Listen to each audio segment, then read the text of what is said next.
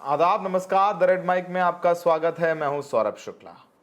राहुल गांधी ने, आपको याद होगा, 2 दिन पहले प्रेस कॉन्फ्रेंस करके चुनाव आयोग पर गंभीर आरोप लगाए। उन्होंने आरोप लगाया कि चुनाव आयोग वोट चोरी करवा रहा है और इस वोट चोरी के जरिए सुनियोजित तरीके से भारतीय जनता पार्टी को चुनाव जिताया गया। राहुल गांधी ने अपने प्रेस कॉन्फ्रेंस में कहा था कि 25 सीटों की वजह से नरेंद्र मोदी प्रधानमंत्री बने हैं।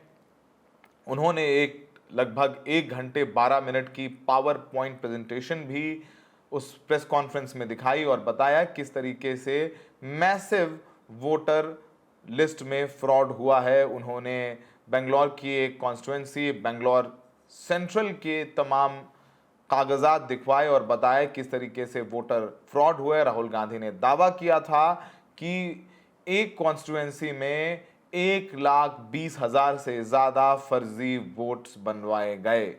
राहुल गांधी की प्रेस कॉन्फ्रेंस के बाद राहुल गांधी ने शुक्रवार को बेंगलुरु में एक रैली भी की थी। उस रैली में भी तमाम आरोप उन्होंने चुनाव आयोग पर लगाए थे। उन्होंने कहा कि चुनाव आयोग उनसे कह रहा है कि वो शपथ पत्र दें। ये जो तमाम आरोप लगाया है, उन तमाम आरोपों और उन कागजों पर वो जानकारी दें और साथ में शपथ पत्र दें। उसके बाद चुनाव आयोग जांच करेगा। तो राहुल गांधी ने उस पर जवाब देते हुए कहा कि उन्होंने संसद में संविधान की शपथ ली है और उससे बड़ी शपथ कोई नहीं हो सकती। चुनाव आयोग के शपथ पत्र मांगने के बाद कांग्रेस के तमाम कार्यकर्ता जो चुनाव हारे हैं, जो कैंडिडेट चुनाव हारे हैं, वो चुनाव आयोग के दफ्तर पहुंचे। डीके शिव कुमार जो उप मुख्यमंत्री हैं कर्नाटका के, वो कागज लेकर के हारे हुए कैंडिडेट से के साथ पहुंचे। तो लखनऊ में भी एक हारे हुए कैंडिडेट हैं कांग्रेस के, वो भी शपथ पत्र लेकर के पहुंचे। तो ये सब कुछ हो रहा है, लेकिन राहुल गांधी ने अपने प्रेस कॉन्फ्रेंस में तमाम दावे किए थे। उन दावों की सच्चाई भी जानने की कोशिश की। तमाम न्यूज चैनल उस काम में लगे हुए हैं। उसमें राहुल गांधी ने एक प्रेस कॉन्फ्रेंस में दावा किया था कि एक घर पे 80 से ज्यादा वोटर्स मिले हैं। और एक घर कहना भी शायद ज्यादा हो जाएगा, एक कमरे में 80 से ज्यादा वोटर्स बने हुए हैं। और इस पूरे मामले में तहकीकात की गई। इस पूरे मामले में आज तक और इंडिया टुडे ने तहकीकात की है। ये हम आर्टिकल वहीं से दिखा रहे हैं। और उन्होंने रियलिटी चेक करने की कोशिश की। तो बेंगलुरु सेंट्रल में मुनी रेड्डी गार्डन में एक घर है जो 10 बाई 15 वर्ग फुट का है, जिसमें 80 वोटर्स रजिस्टर्ड मिले थे।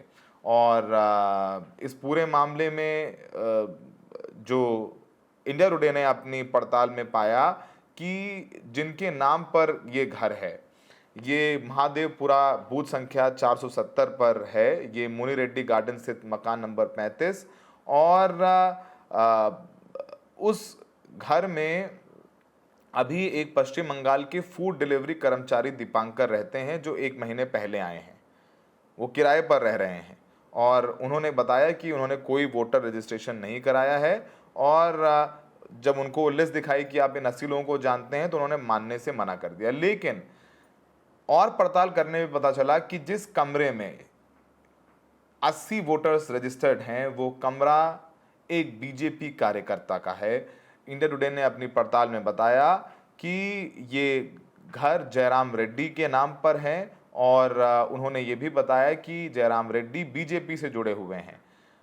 इंडिया टुडे ने रेड्डी से संपर्क किया तो पहले तो उन्होंने मना कर दिया, कि उन्होंने पहले बता दिया कि बीजेपी से उनका जुड़ाव है, लेकिन उन्होंने बाद में बात की और सिर्फ इतना कहा कि वो बीजेपी के वोटर हैं, कार्यकर्ता नहीं हैं। और उन्होंने ये भी कहा कि कई किराएदार वहाँ वर्षों से रह रहे थे और अपना नाम वोटर के रूप में दर्ज कराया था, लेकिन अब उनमें से ज़्यादातर वहाँ से चले गए हैं। इसके बावजूद उन्होंने कहा कि कुछ लोग चुनाव में वोट डालने के लिए वापस आते हैं। और ये सब सारी बातें इंडिया टुडे के उस तहकीकात में पता चली कि उस कमरे में जो 80 नाम रजिस्टर्ड हैं, जो राहुल गांधी ने दावा किया था, उनमें से एक भी वहाँ नहीं पाया गया।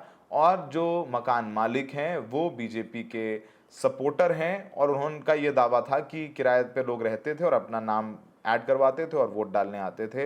लेकिन 80 लोगों का नाम, क्योंकि क्या होता है, हर साल चुनाव जो में वोटर लिस्ट रिवीजन होता है, बीएलए आके चेक करता है, जांच करता है और नाम काटता जोड़ता है। तो क्या बीएलए ने अपना काम सही से नहीं किया? क्या वहाँ पर चुनाव आयोग के अधिकारी जाकर के चेक नहीं कर पाए कि 80 लोग यहाँ रहते हैं या नहीं रहते हैं और बीजेपी के कार्यकर्ता का ही घर है? तो राहुल गांधी के दावे के बाद और सवाल चुनाव आयोग पर उठने लगे हैं। और ये बात राहुल गांधी ने कहा था कि महादेवपुरा विधानसभा क्षेत्र में 6.5 लाख वोटों में से 1 लाख से ज़्यादा वोटों की चोरी हुई है। और कर्नाटक राज्य चुनाव आयोग ने राहुल गांधी से कहा था कि आप अपने इतने आरोपों पर एक हाथ से लिखा हुआ अपने दस्तखत के साथ एक हलफनामा दाखिल करें, और सवाल किया कि कांग्रेस ने इस पर प्रेस कॉन्फ्रेंस की शिकायत क्यों नहीं की। तो ये तो हमने आपको बताया कि ये इंडिया टुडे ने अपने उस दावे में पाया। इसके बाद अगर हम आपको बताएं तो एक और नाम आया था। इसमें राहुल गांधी ने दावा किया था कि एक नाम के व्यक्ति ने 4 अलग अलग जगह पर वोट डाला है, उसने अपना रजिस्ट्रेशन करा रखा है। उस व्यक्ति का नाम आदित्य श्रीवास्तव है। आदित्य श्रीवास्तव के वो उन्होंने डिटेल्स दिखाए, उनका EPIC नंबर भी जो दिखाया, और उन्होंने प्रेस कॉन्फ्रेंस में कहा था कि आदित्य श्रीवास्तव ने 4 जगह अपना वोटर लिस्ट में नाम जुड़वाया हुआ है। और इस पूरे मामले में इंडिया टीवी ने आदित्य श्रीवास्तव से बात किया है, और आदित्य श्रीवास्तव ने कहा है कि राहुल गांधी के सारे दावे झूठे हैं। वो 2016 में मुंबई में रहते थे, तो उन्होंने मुंबई के वोटर बन गए। ओरिजिनली लखनऊ के रहने वाले, तो लखनऊ में बनाया उन्होंने अपना वोटर कार्ड। फिर वो जब मुंबई शिफ्ट हो गए तो उन्होंने अपने मुंबई में वोटर कार्ड बनवाया और लोकसभा चुनाव 2019 में वोट किया। फिर 2021 के बाद आदित्य मुंबई से बेंगलुरु शिफ्ट हो गए, और आदित्य का कहना है फिर उन्होंने बेंगलुरु में अपना वोटर कार्ड बनाया। और उन्होंने कहा कि उन्होंने अपने आप खुद चुनाव आयोग की वेबसाइट पर जाकर ये डिटेल्स अपडेट की थी, और उन्होंने ये भी कहा कि राहुल गांधी को उनकी पर्सनल डिटेल नहीं शेयर करनी चाहिए थी। तो इंडिया टीवी के दावे में ये बात कही है। और ये भी उन्होंने अपने कहा कि उन्होंने एक समय में सिर्फ एक ही जगह वोटिंग की है, और उन्होंने कहा कि मैं अपना वोटर ID कार्ड दूसरी जगह ट्रांसफ़र करा लिया तो मुझे लगा पुराने रिकॉर्ड अपने आप डिलीट हो जाएंगे। आरोप यह है कि आदित्य के 2 वोटर कार्ड महादेवपुरा में हैं, जबकि 1 वोटर कार्ड मुंबई और 1 लखनऊ में हैं। तो इन राहुल गांधी के आरोपों को चुनाव आयोग ने भी कहा था कि तथ्यात्मक रूप से गलत हैं। और अब आदित्य ने अगर अपना डिटेल अपडेट कराया था, और ये तो आदित्य कह रहे हैं कि उन्होंने जब जहां शिफ्ट हो गए तो उन्होंने अपना वहां डिटेल दिया और वहां अपना वोटर कार्ड बनवाया, ये उनका वो अधिकार है। और ये भी वो बोल रहे हैं उन्होंने एक चुनाव में सिर्फ एक ही जगह वोट किया, उसमें भी कोई गलती नहीं है। लेकिन अगर उन्होंने अपनी डिटेल मुंबई में अपडेट करा ली तो फिर लखनऊ से डिलीट क्यों नहीं हुई? लखनऊ में जब गया होगा BLA तो क्यों चेक करके नहीं आया कि भाई आदित्य श्रीवास्तव रहते हैं, नहीं रहते हैं, नहीं रहते हैं, तो उनका नाम क्यों नहीं काटा गया फिर मुंबई में? तो ये कुछ सारी चीज़ें हैं जिसको लेकर के सवाल जवाब चल रहा है। अब इन आरोप प्रत्यारोपों के बीच बाकी बहस भी लगातार जारी है, प्रेस कॉन्फ्रेंसेस का दौर जारी है। अब जो लगातार शपथ पत्र की बात कही जा रही है, तो राहुल गांधी ने इस पर ये कहा था कि भाई चुनाव आयोग ये कह रहा है कि शपथ पत्र दें, तो उन्होंने संविधान की शपथ ली है। और चुनाव आयोग ने जब राहुल गांधी की तरफ से ये सवाल भी पूछे गए कि कांग्रेस की तरफ से कि भाई ये जो वोटर्स की डिटेल्स क्यों नहीं दे रहा है डिजिटल फॉर्म में, और मशीन रीडेबल फॉर्मेट में क्यों नहीं दे रहा है लोगों को, देश के लोगों को चुनाव आयोग। एक सवाल पूछा गया था, वीडियो एविडेंस क्यों डिस्ट्रॉय कर रहा है चुनाव आयोग, CCTV फुटेज क्यों नहीं दे रहा है, और चुनाव आयोग मैसिव फ्रॉड क्यों कर रहा है वोटर लिस्ट में। और ECI जवाब देने की बजाय विपक्ष को डरा धमका क्यों रहा है, और चुनाव आयोग बीजेपी के एजेंट की तरह क्यों काम कर रहा है। तो इस पर चुनाव आयोग ने अपनी प्रतिक्रिया दी है, और उन्होंने कहा था कि ये दावे मिसलीडिंग हैं, और उन्होंने कहा है कि जो मशीन रीडेबल वोटर लिस्ट है उस पूरे मामले में सुप्रीम कोर्ट ने 2019 में कांग्रेस पार्टी की मांग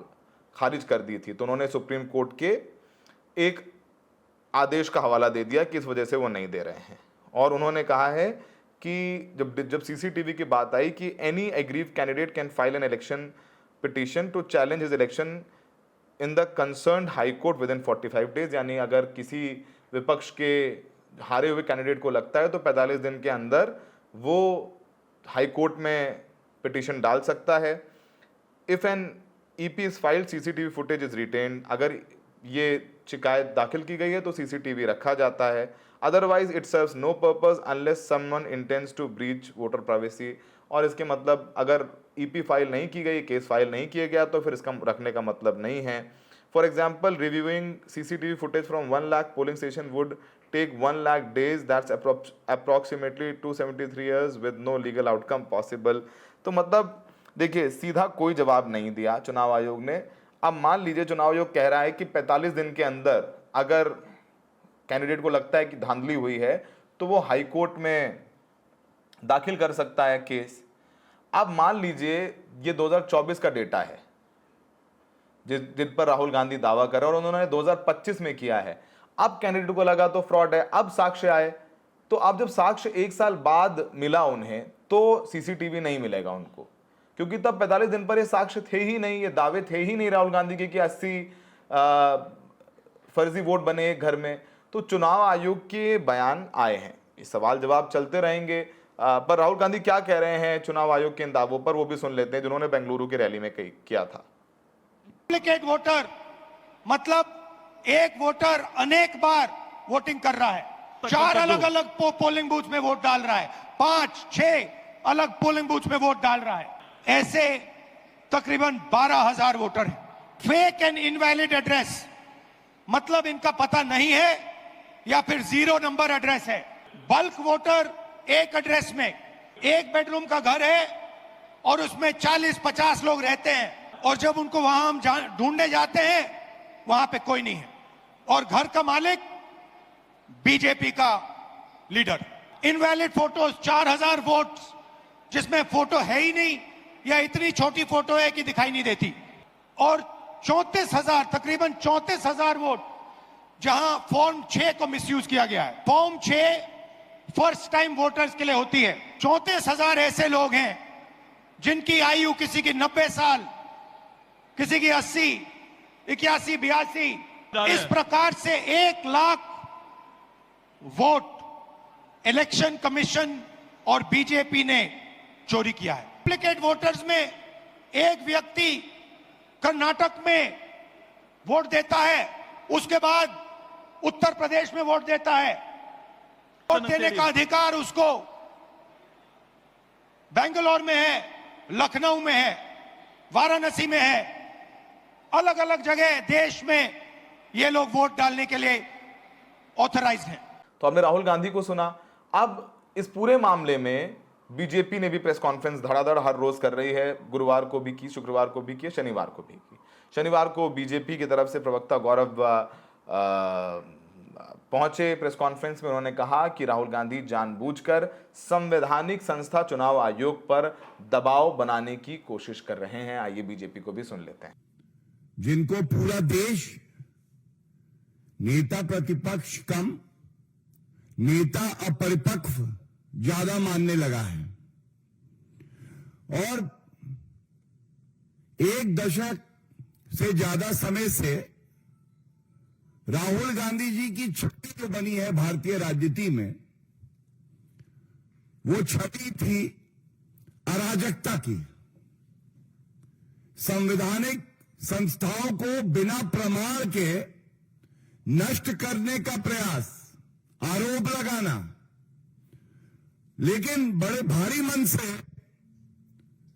जो प्रेस वार्ता राहुल गांधी जी ने करी और एक संवैधानिक संस्था इलेक्शन कमीशन ऑफ इंडिया निर्वाचन आयोग पे जिस तरह से बेबुनियाद आरोप बिना तथ्यों के झूठ बोल के लगाए, तो ये कहना गलत नहीं होगा राहुल उर्फ अराजक तत्व अब राहुल उर्फ विध्वंसक हो गए हैं।